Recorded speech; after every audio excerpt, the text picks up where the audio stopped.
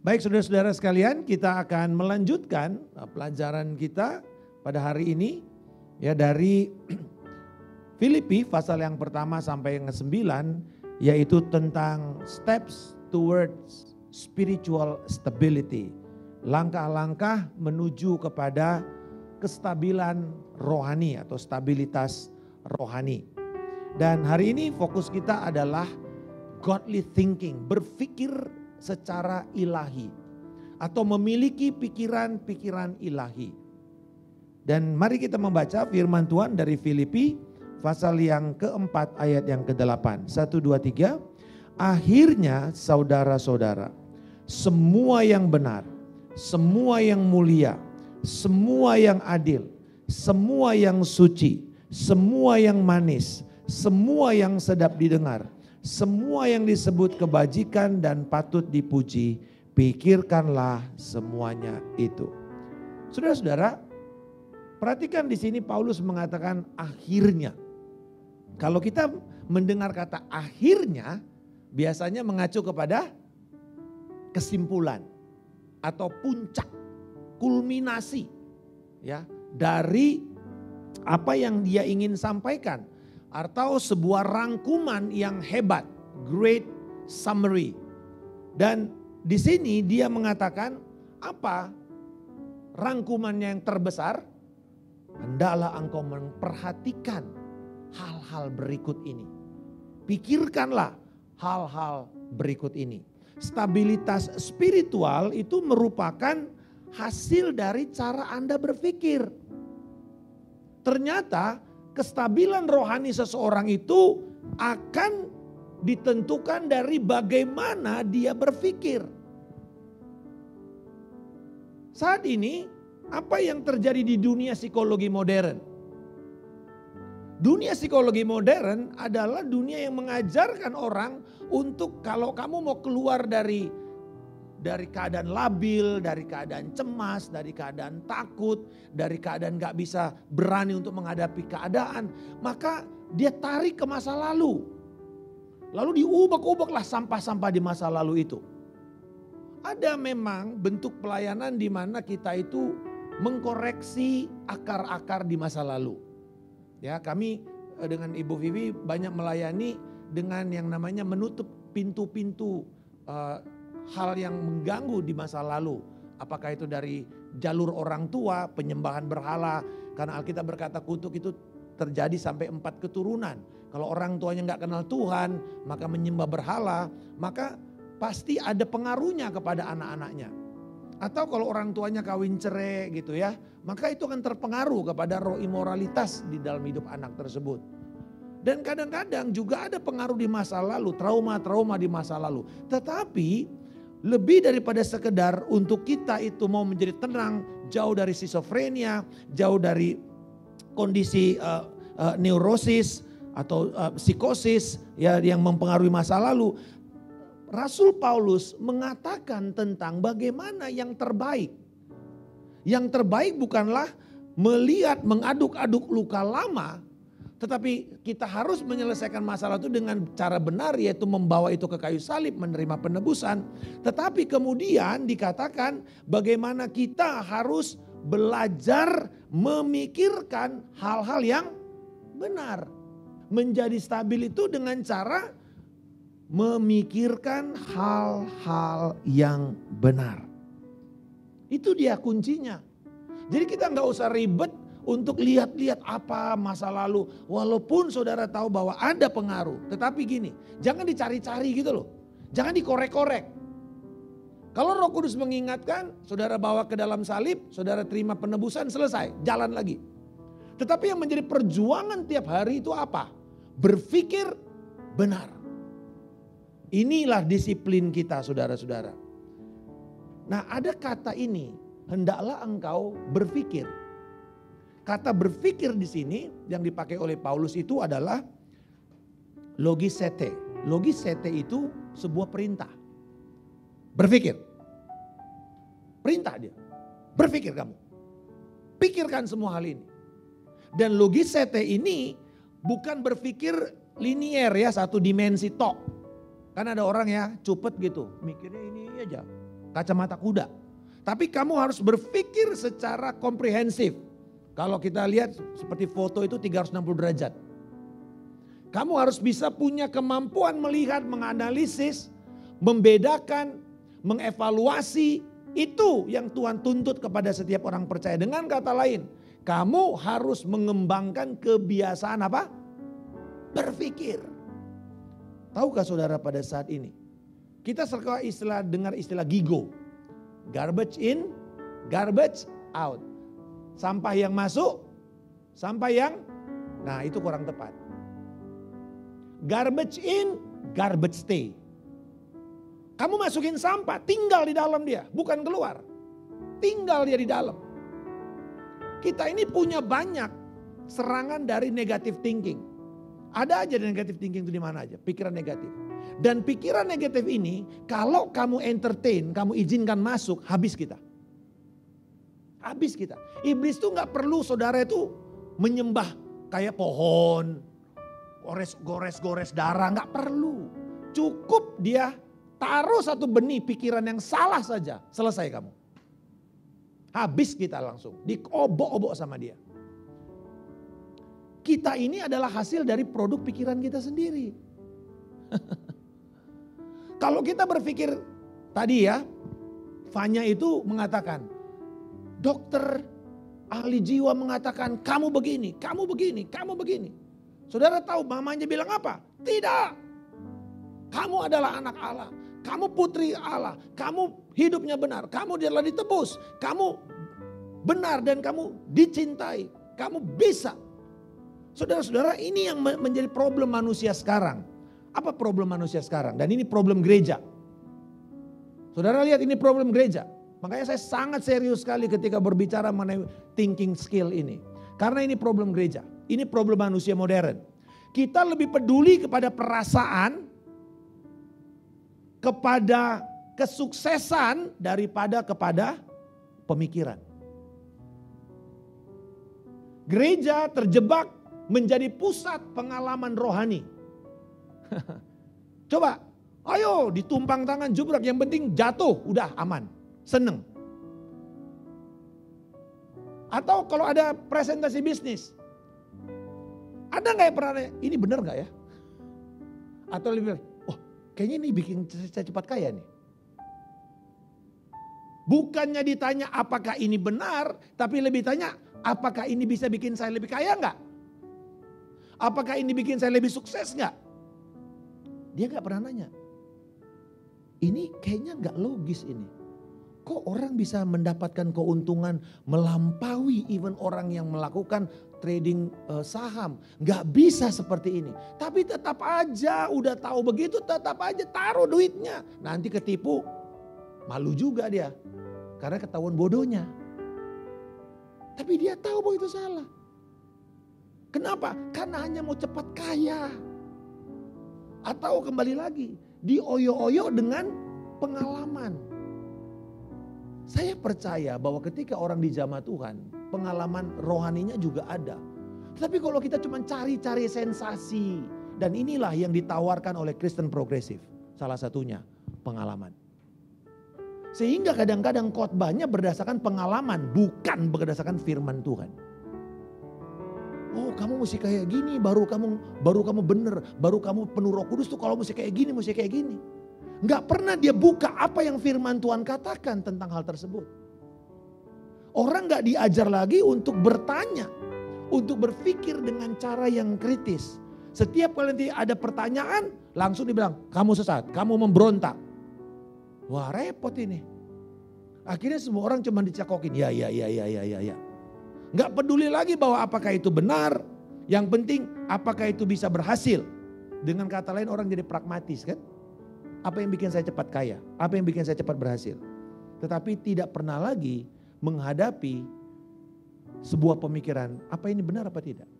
Apakah ini berkenan kepada Tuhan atau tidak? Bapak Ibu, ada contoh satu jemaat kecil di Alkitab, di Perjanjian Baru. Nggak jauh dari Tesalonika, namanya jemaat Berea. Jemaat Berea adalah jemaat yang begini, punya ciri-ciri. Mereka setelah mendengar khotbah Paulus, padahal Paulus ini orang hebat. Ketika mereka dengar khotbah Paulus, mereka pulang dan memeriksa kembali khotbah itu dan mempelajari ulang. Pertanyaannya Bapak Ibu, di mana? Berapa sering kita pulang dan berpikir dan mendiskusikan khotbah yang kita dengar di gereja? Berapa sering? Berapa sering kita mau kembali mengulang dan membuka catatan kita? Dan mulai melihat, apakah ini benar ya? Berapa sering saudara memverifikasi perkataan saya? Pak Markus bilang dia benar gak ya?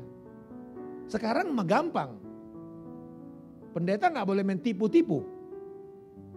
Saudara, saya ngomong sesuatu, kalau saya salah kan saudara bisa langsung Google. Benar gak Pak Markus cerita ini?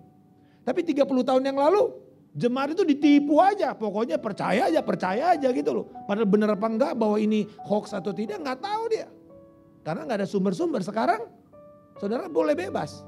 Makanya ada satu gereja demi menjaga yang kayak gini-gini diblok. Gak boleh ada signal gitu di gerejanya. Mateng dia gak bisa tuh dia nyari-nyari Google-nya gitu ya. Karena ada satu kali jemaat denger ini khotbah, wih bagus banget. Tapi kok kayaknya dari si pembicara ini kayaknya gak mungkin orang ini bisa sampai pada pemikiran begitu. Jadi jemaat tuh iseng. Kalimat pertama dari si pendeta itu selalu di Google sama dia. Keluar khotbah. Ternyata copy paste.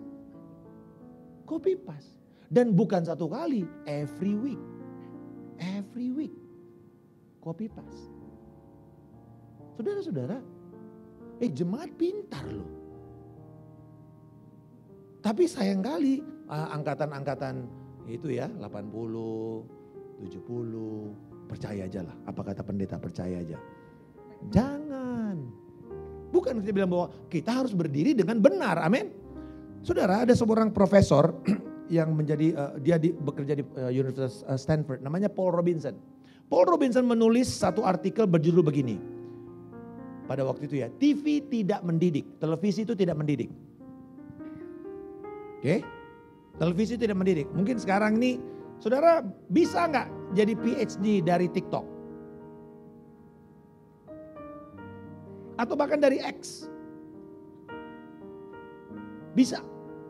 Tetapi sayang sekali orang-orang itu belajar agama, belajar firman cuma dari 2 menit statement. Gak mau denger.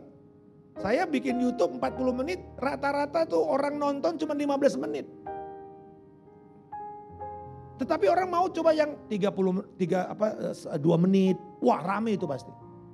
Tapi saya gak mau terjebak di situ. Ayo Pak bikin supaya rame. Enggak, saya bilang. Because you cannot learn something from in 2 minutes.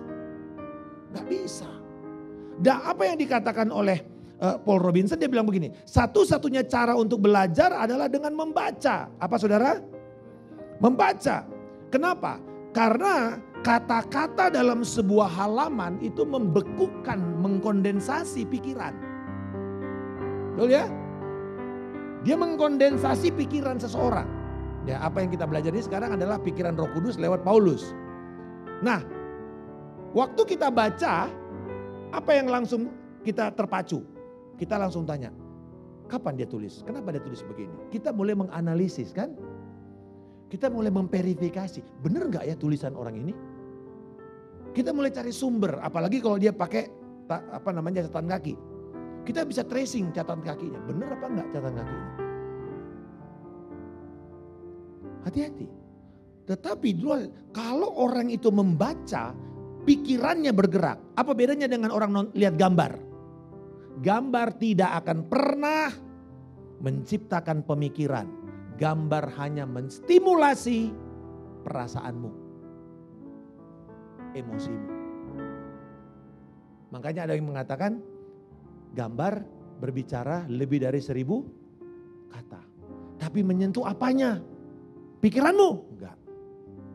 Emosimu tok. Makanya orang udah malas dengar firman itu dijelaskan. Kalau bisa yang lihat aja film-film singkat seperti yang dari Thailand itu loh. Banyak kan film-film yang sifatnya motivasional dari Thailand.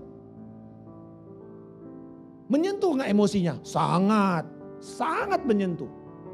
Tapi apakah membangun pemikiran yang benar? Enggak. Karena gambar tidak pernah menciptakan pemikiran. Dia hanya menangkap emosi. Dan kita sekarang ini hidup di zaman visual.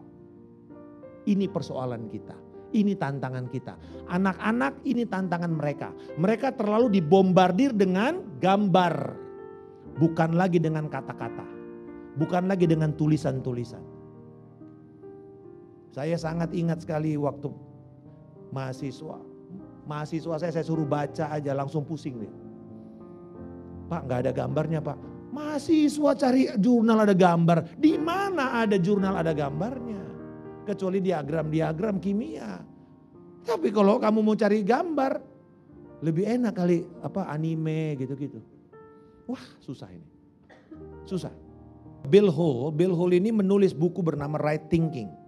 Dia mengatakan begini, apa yang membuat saya takut adalah filosofi pemikiran anti-intelektual, anti-kritis yang telah merembes masuk ke gereja. Yaitu apa? Meromantisasi iman. Menjadikan gereja sebagai pusat healing, pusat perasaan-perasaan, pusat tangisan-tangisan, pusat pengalaman-pengalaman. Tapi tidak membuat mereka berpikir kuat di dalam firman. Nih konsep gereja sekarang. Tidak lagi peduli dengan pemikiran-pemikiran. Mereka hanya melihat bagaimana kita memenuhi perasaan orang. Disuruh nangis. Disuruh menyentuh lalu kemudian wah romantis. Saya paling mudah untuk menangis. Tapi saya belajar, kalau berbicara mengenai firman, saya tidak boleh mengocok emosi jemaat. Saya harus menanam firman di hati dan pikiran mereka. Sebagaimana manusia berpikir, demikianlah dia ada. John Stott mengatakan bahwa banyak orang-orang saat ini dosa itu yang lebih berbahaya adalah membuat orang itu tidak mau berpikir. Bahkan seorang anggota parlemen Inggris, Lord Palmerston berkata begini, opini itu lebih kuat dari tentara. Opini itu lebih kuat dari senjata.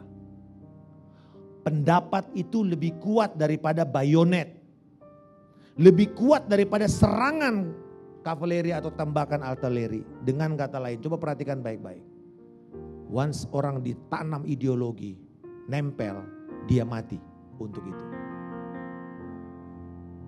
Walaupun belum tentu ideologi itu benar, tapi sekali dia tangkap, Bapak Ibu, di Universitas Moskwa tahun 1917, Lenin berdiri di kotak sabun. Lalu dia berkata begini. Dia presentasikan betapa hebatnya komunisme internasional. Impian negara komunis. Masyarakat komunisme. Masyarakat yang sama rata sama rasa. Tidak ada perbedaan kelas. Wah, dia kasih mimpi. Dan dia bilang gini. Siapa yang mau menjadikan komunisme sebagai Tuhan dan Juru Selamat. Dan memberitakan ini ke seluruh dunia, maju ke depan. 17-an orang memberi diri. Indonesia dijamah komunis itu tahun berapa? Bukan tahun 65, bukan tahun 48, tahun 20 di Mangga Besar situ. Sekelompok orang-orang berdedikasi tinggi untuk memberitakan komunisme sebagai jalan keluar. Mao Zedong hal yang sama dengan buku merahnya. Lebih hebat daripada Alkitab dia katakan. Kim Il-sung, Kim Jong-il membuat anak-anak muda itu mati berhadapan dengan tentara Amerika. Demi komunisme yang mereka sanjung. Walaupun akhirnya mereka menderita. Artinya hal yang sama ketika murid-murid menerima Injil. Bahwa Yesus hidup, Yesus bangkit. Mereka menjadi marturion-marturion, saksi-saksi. Mereka bersedia mati demi berita bahwa Yesus Kristus hidup. Yesus Kristus bangkit. Dan hari ini kita menerima hasil daripada anak-anak muda itu. Yang bersedia mati demi Injil. Ada yang disalib terbalik. Ada yang badannya terbelah dua. Karena ditarik kuda, pecah badannya. Ada yang digoreng, ada yang dibakar. Ada yang disiksa, ada yang dicincang. Tapi mereka semua bersuka cita memberitakan Yesus Kristus. Saudara-saudara, mari kita lihat bahwa tidak ada yang menyentuh pikiran kita yang lebih kuat daripada firman. Rangsangan kebenaran. Dan kita tahu di sini bahwa Allah memanggil kita untuk berpikir. Amin saudara. Allah memanggil kita untuk berpikir. Katakan sama-sama. Allah memanggil kita untuk di Yesaya 1 ayat 18, saudara nanti baca di rumah. Marilah kita berperkara. Apa maksudnya berperkara? Di dalam bahasa aslinya, let us reason. Ayo kita berargumen, tukar pikiran. Apa yang kamu mau katakan? Seperti dikatakan itu kan kalau Yesaya 1 seperti sidang pengadilan. Ada yang terdakwa, ada si pembelanya, lawyernya di situ mesti ngomong. Allah sebagai hakim. Saudara nanti baca, begitu cara membaca Yesaya 1. Bangsa Israel itu tertuduh, terdakwa. Dan di situ terdakwanya termasuk imam-imam, pemimpin-pemimpin, raja-raja, pemimpin masyarakat. Pendakwanya siapa? Iblis. Mau mengatakan bahwa ini milik saya. Tuhan berhak menjadi hakim di situ. Nah saudara-saudara, marilah kita berperkara, marilah kita berpikir bersama-sama dengan kata lain. Lalu di masa Yesus, nah ini nanti baca di rumah, Matius 16. Orang Farisi dan Saduki datang kepada Yesus. Lalu dia bilang gini, Tuhan, Yesus kami ingin tanda. Berarti apa? Pengalaman kan? Kami ingin sebuah pengalaman yang sensasional. Berikan kami tanda. Supaya kami menjadi takjub dan percaya kepada kamu. Tetapi apa yang Yesus katakan? Sekalipun seseorang mati dibangkitkan, kamu tidak akan percaya kepada mereka. Sekalipun Musa membangkitkan orang mati, kamu tidak percaya. Buktinya Musa ditolak. Nabi-nabi ditolak. Artinya Bapak Ibu, mereka ingin sesuatu yang sensasional. Tetapi Yesus tidak mau ikutin itu. Yesus tidak entertain keinginan mereka. Kenapa? Karena Allah mau kita berpikir. Bukan sensasional. Di mana-mana di grup WhatsApp. Di sosial media. Berita yang sensasional, bombastis, spektakuler. Beredar dengan cepat. Walaupun belum tentu benar. Betul? Berpikir saudara. Mazmur 32 mengatakan begini, kamu jangan seperti kuda atau keledai, berpikirlah. Kamu jangan seperti keledai yang tengok gitu, yang penting ikut aja, yang penting ya jalan aja memikul beban. Gak bisa, berpikir. Berpikir. Nah ketika gereja berhenti berpikir, perhatikan baik-baik. Ketika gereja berhenti berpikir, atau berhenti bernalar, menceraikan diri dari pemikiran yang luhur, maka apa yang harusnya jadi jawaban di dalam firman, dicari dari luar firman. Jadi jangan kaget kalau semua filsafat-filsafat kosong dunia masuk ke gereja. Salah siapa? Salah Tuhan? Bukan, salah kita sendiri. Habis kita gak mau meneliti firman. Kita gak mau berjuang memeras keringat kita, memeras otak kita untuk membaca lebih banyak. Gak mau. Saya bermohon kepada saudara-saudara sekalian orang percaya. Berpikir. Berpikir. Kalau tidak, jangan kaget. Gereja disusupi dengan pengajaran seperti Kristen progresif. Disusupi dengan rasionalisme yang tidak bertuhan. Dari rasionalisme muncul menjadi ateis, modernisme, postmodern, Ya, jadilah semuanya penyesatan-penyesatan itu. Kenapa? Karena gereja nggak mau mencari firman, lalu mulai mencari jalannya di tempat lain. Oh, dunia bilang begini, masuk itu psikologi modern ke dalam gereja. Yang harusnya jawabannya firman kita cari kepada dunia. Jadi jangan kaget dunia seenaknya masuk ke dalam gereja. Karena kita buka jalan besar. Alkitab mengatakan jangan berikan tempat berpijak kepada iblis.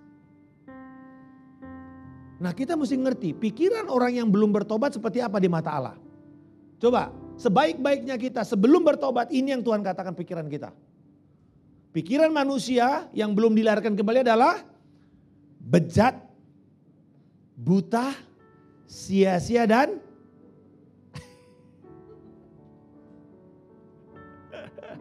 gak berani orang ngomong yang terakhir.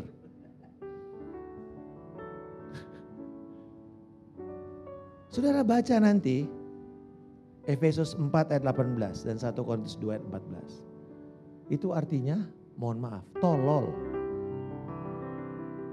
Tolol. Orang yang belum bertobat pikiran mereka jahat, buta, gak tahu apa-apa, gak bisa membedakan, gak punya bearing yang jelas, bodoh dan tolol. Tidak berguna itu dalam bahasa Indonesia yang bagus kita bilang tidak berguna, tapi sebenarnya tolol. Kalau saudara mau tersinggung silakan marahin Paulus. Saya cuma mau menyampaikan apa yang Paulus katakan di sini. Apa maksudnya bejat? Apa maksudnya bejat? Kita tidak punya kemampuan memilih yang baik, itu bejat. Ya, bejat artinya tidak punya kemampuan memilih yang baik. Buta tentu tidak tahu apa yang baik. Sia-sia atau bodoh artinya tidak bisa melakukan yang baik. Paulus bilang apa? Apa yang ingin aku lakukan yang benar justru tidak bisa aku lakukan. Apa yang tidak mau aku lakukan justru itu yang aku lakukan. Celakalah aku. Itu kan dia bilang di dalam Roma pasal yang ke-7. Celakalah aku, manusia binasa, manusia sia-sia. Wretched kan bahasa Inggrisnya. Sia-sia. Lalu apa itu yang namanya tolol? Tidak tahu bahwa ia melakukan semua ini. Tidak tahu bahwa dia tidak tahu. Kalau kita tahu apa yang kita tidak tahu, kita akan belajar untuk mencari tahu. Tapi kalau saudara tidak tahu apa yang saudara tidak tahu, maka saudara akan jatuh di dalam ketidaktahuan saudara sampai saudara mati dalam ketidaktahuan saudara. Pikirkan saja itu. Ya. Artinya itulah kondisi kita pada waktu berdosa. Nah, pada waktu kita bertobat, penebusan yang Tuhan kerjakan di dalam hidup kita itu adalah iman kita kepada firman.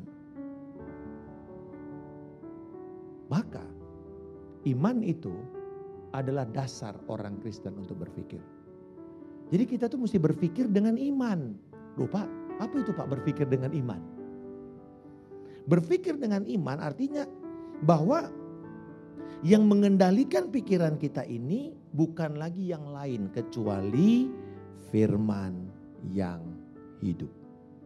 Saudara-saudara, apa yang namanya orang khawatir? Orang yang pikirannya muter-muter, bulet orang Jawa bilang. Ngomong gak jelas mau kemana ini arahnya.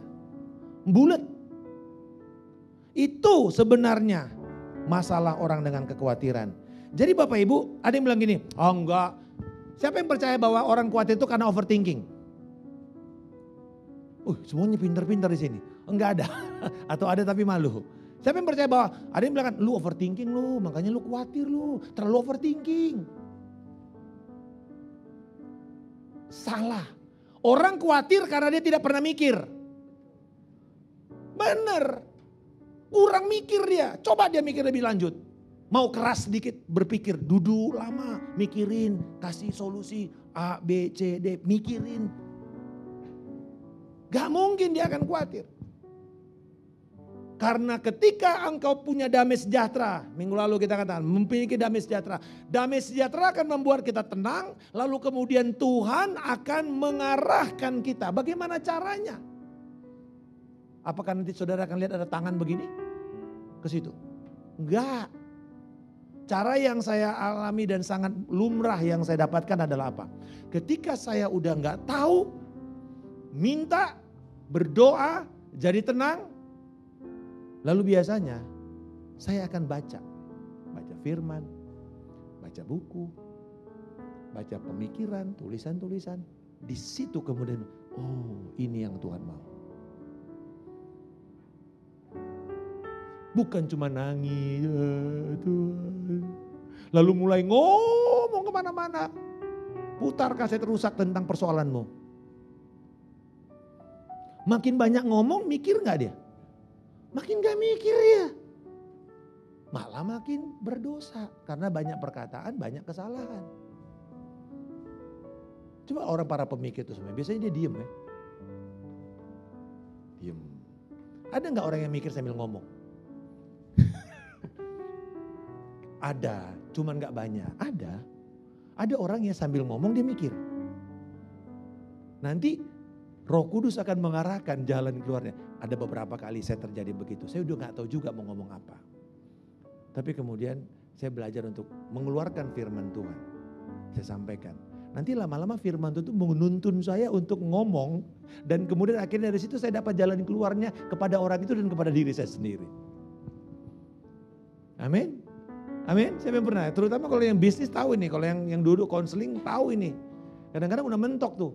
Tapi kemudian orang itu lebih butuh. Ya udah kita mulai cari. Sambil ngomong-ngomong, Roh Kudus dituntun saudara. Tapi kebanyakan saudara mesti diem dulu. Untuk saudara bisa berpikir dengan baik. Iman itu seperti apa sih? Nih dengar, ini kesalahan banyak orang Kristen. Karena kita udah kepengaruh dengan faith movement, prosperity gospel, iman itu adalah optimisme. Enggak. Iman bukanlah optimisme. Iman bukan hipnotis diri, itu self talk. Aku bisa, aku mampu, kamu pasti cantik, kamu pasti cepat laris gitu ya. Maksudnya cepat laku gitu loh. Cepat dapat istri. Ayo katakan, suami datang. Ntar suami orang yang datang gimana coba? Aduh gawat nih kita. Main klaim-klaim ya. Iman bukan hipnotis secara psikologis. Iman bukan wishful thinking, angan-angan atau omon-omon, bukan. Iman adalah sama-sama sebuah respons yang beralasan terhadap kebenaran yang diwahyukan. Di mana kebenaran diwahyukan? Firman. Jadi ketika kita merespon firman Bapak Ibu, itulah iman. Karena iman timbul dari apa? Pendengaran, dan pendengaran akan firman Kristus. Kalau nggak baca firman, dari mana imannya muncul? Maka jangan kaget, saudara akan berpikir imanmu akan saudara cuma mikir-mikir doang. Bahaya, itu iman bukan iman, itu namanya presumption. Presumpsi, ya. Peranggapan, anggapan yang kamu pikir itu benar, padahal sebenarnya bukan. Kenapa? Gak ada dasarnya, hanya kamu pikir itu baik. Jadi ketika kita diselamatkan, apakah otak kita diganti sama Tuhan? Enggak. Apa yang terjadi yang baru itu? Ini saudara, bahwa kita, Roh Kudus akan mempengaruhi pikiran kita. Roh Kudus menginvasi pikiran kita. Sehingga dengan itu, karena dia tinggal, kita diajar bernalar dengan baik. Bernalar dengan baik. Saya berdoa kiranya setiap kita di sini jangan minta diganti otak baru. Amin. Ya. Banyak makan otak padang pun tidak menjamin kamu lebih cerah otaknya. Kadang-kadang lebih mampet malah. Gitu ya. Tetapi apa yang kita mesti belajar? Karena di sini kata pronma itu artinya pola pikir. Paulus selalu menerangkan kata ini, yaitu perhatikan pola pikirmu yang baik. Itu ketika dia katakan dalam orang yang berpikir daging akan menghasilkan maut dan kematian. Orang yang berpikir roh akan menghasilkan hidup. Ya, jadi berpikirlah dengan baik. Nah, terakhir saya mau selesaikan dengan apa yang dia katakan. Akhirnya, apa yang kita mesti pikirkan? Pertama, semua yang benar. Apa itu semua yang benar? Saudara nanti lihat saja ininya. Yaitu ini, kebenaran itu, truth itu adalah firman.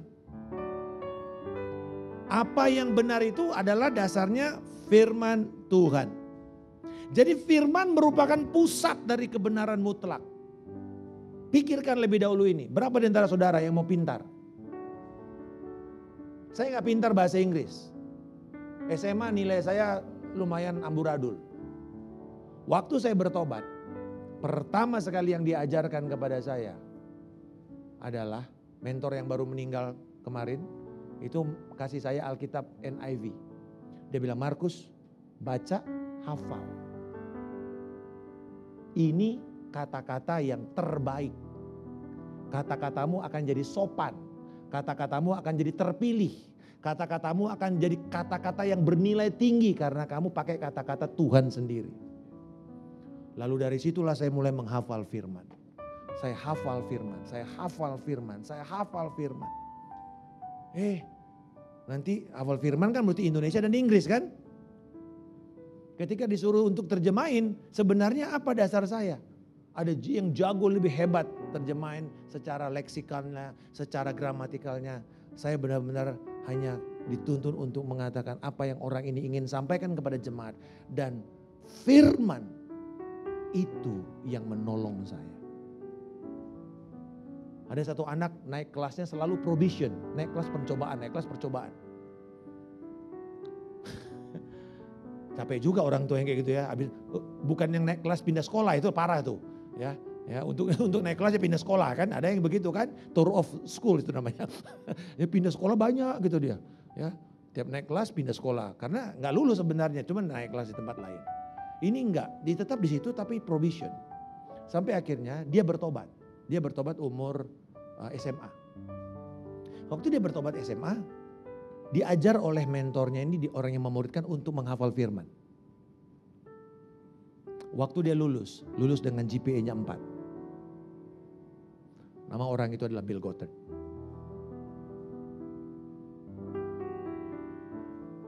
Guru-guru mereka kemarin MBB ini diajar, mereka ngajarin dengan tegas gini. Anak yang paling bandel. Saudara, anak yang paling bandel, dia mau rencana mau bakar sekolah ya. Kalau nggak salah tuh. Bener. Ini angkatan pertama MBB. Mau bakar sekolah dia. Hari ini dia jadi guru. Tuh kan. Makanya jangan tabur yang jahat. Kamu akan seperti apa yang kamu hakimi. Haleluya. Kamu benci guru, kamu jadi guru. Siapa di sini yang guru sebenarnya dulunya benci banget jadi guru? Benci banget sama guru. Hah? Kamu saya salah satunya. Kita ini berontak ini makanya ini ada saksi di sini, malu saya. Paling kesel sama guru. Lari, luar, cabut, loncat pagar. Ya, untung saya ijazahnya enggak sekolah cuma sampai di gerbang sekolah, itu lebih gawat lagi saudara. Ya, kalau itu yang diusir terus, nggak boleh masuk. Makanya pikirannya jadi kacau karena lulusnya cuma sampai sekolah, cuma sampai di gerbang doang, dia nggak pernah masuk kelas. Tapi saudara end up saya jadi guru. Dan melihatlah itu anak-anak mas SMA itu yang bandelnya auzubillah bin nazib. Ampun, saya bilang Tuhan, kayaknya kenapa Tuhan penderitaan ini anak-anaknya kayaknya lebih bandel dari saya dulu Tuhan. Dan Tuhan bilang apa yang kau tabur kamu akan tuai. Kamu menabur angin, kamu menuai puting beliung. Haleluya, tuaianmu lebih ganas. Ya, jadi sabar guru-guru MBB dan mereka mengatakan, tapi kemudian saudara anak ini jadi guru. Dan dia ingin untuk memberkati Papua. Padahal dia masih sekolah di UPI ya, di Universitas Pendidikan Indonesia yang ada di Bandung. Dari Bandung dia ke sini kemarin. 4 jam naik motor. Hanya untuk mendengar dan saya ngobrol sama dia. Dan saya bilang, Seraf, kamu adalah masa depan Indonesia. Berikan pujian kepada Allah kita. Itu sebabnya kami ingin saudara. Buat kita, mereka-mereka ini dulu adalah orang-orang yang sulit. Gak bisa sekolah, gak ada uang. Tapi kemudian ada orang-orang seperti saudara yang bersedia untuk mengorbankan, bersedia untuk dibayar dengan ucapan doa dan ucapan syukur saja. Mereka sampai sekarang selalu ingat. Berapa gaji guru MBB? 1 juta. Setia, jujur, dan taat. Tapi hasilnya, tuh anak-anak ini nih. Ukrida men.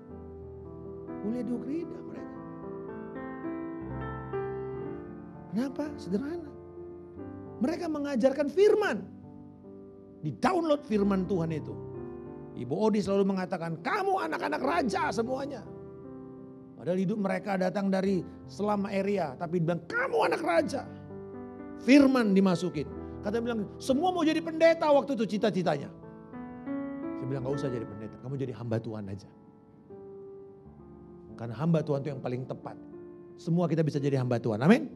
Tidak semua saudara bisa jadi pendeta. Siapa yang mau? Kan itu jabatan gereja kan. Tapi hamba Tuhan itu status kita sebagai anak Allah. Kita adalah hamba-hamba Allah. Amin. Kita bisa di mana saja dipakai. Jadi semua yang benar. Apa dimulainya? Masukkan firman Tuhan. Renungkan, hafal firman Tuhan itu. Jangan bilang, aduh Pak, otakku udah tua Pak. Enggak. Kalau engkau masih bisa ngangkat beban umur 30, 40, 50 tahun, otak kita tuh seperti otot. Masih bisa di stretch. Jangan bilang, aduh udah beku Pak. Aduh heran saya, ada orang tuh bilang udah beku Pak, otakku Pak. Udah beku ya matilah. Jadi orang yang on. Nggak bisa. Kadang-kadang kita ngomong sembarangan gitu loh. Merendahkan diri kita. Yang kedua, semua yang mulia. Apa itu yang mulia artinya? Yang layak dihormati, yang bermartabat, yang luhur, yang dikagumi. Kata yang mulia ini sebenarnya adalah kata worth. Worth. Dari situ kita dapat kata worship. Kata penyembahan itu dari kata worth, yang layak, yang mulia. Pikirkanlah yang mulia, yang luhur, bukan sampah. Bukan hal yang biasa. Ada yang mengatakan orang kerdil bicarain orang. Orang mediocre membicarakan keadaan. Tapi orang hebat membicarakan pikiran dan ide-ide. Mungkin dianggap gila. Tadi siang saya melayani satu keluarga. Dia bilang, aduh Pak ini buat apa ini ya properti. Saya bilang, mau ya sesuatu yang berbeda? Saya kasih sama dia sesuatu yang buat mereka, hah gak pernah kepikir Pak. Ya doakan. Pasti kamu bisa. Something beyond your comprehension. Tapi itu dari Tuhan, lakukan. Wah dia bilang, aduh ini kayaknya bikin saya mesti berdoa lagi. Puji Tuhan. Ya kalau kamu gak berdoa lagi berarti kamu udah gak butuh Tuhan kan. Sengaja dikasih sesuatu yang menantang dia, akhirnya dia mau berdoa kembali. Kemudian semua yang benar, apa bedanya tadi Pak yang pertama dengan yang ketiga ini? Ini artinya yang righteous ya. Artinya saudara yang benar di sini atau yang adil dipakai terjemahan Indonesianya ya. Yaitu yang selaras sempurna dengan standar ilahi. Righteousness itu selaras dengan standar ilahi. Jadi saudara-saudara kalau mau pikiran kita itu seperti pikiran Kristus, pikirkanlah apa yang benar. Apa yang sesuai dengan standar ilahi yang ada, yang tidak pernah berubah, yang kudus, yang suci. Yaitu firman Tuhan. Pikirkan firman Tuhan. Dan kemudian semua yang suci. Ini dipakai istilah murni. Artinya yang bersih secara moral. Yang tidak tercemar. Yang murni. Seperti susu murni dikatakan kepada anak bayi rohani yang menginginkan susu murni. Yang tidak tercemar. Inilah yang menjadi makanan yang menjadi antidot kan. Bayi-bayi pertama itu ketika lahir kan langsung dikasih dulu. Yang pertama keluar dari susu ibunya. Dan itu menjadi apa? Anti imun yang kuat kepada anak itu. Nah saudara-saudara, yang murni itu akan mempertahankan kita dari serangan-serangan si jahat. Lalu kemudian semua yang manis. Bukan berarti saudara jadi diabetes kita semua di sini. Ingat, pikiran yang manis itu apa? Apa itu pikiran yang manis? Apakah sesuatu yang romantis? So sweet. Bukan. Yang manis di sini artinya sebenarnya indah, menarik. Menarik dan ramah, friendly, menyenangkan, pleasant. Semua yang manis, indah. Bapak Ibu, kalau orang di rumahnya itu seorang wanita ibu-ibu yang betul-betul punya roh yang manis, ketahuan dari mana? Bagaimana caranya dia menghias rumahnya?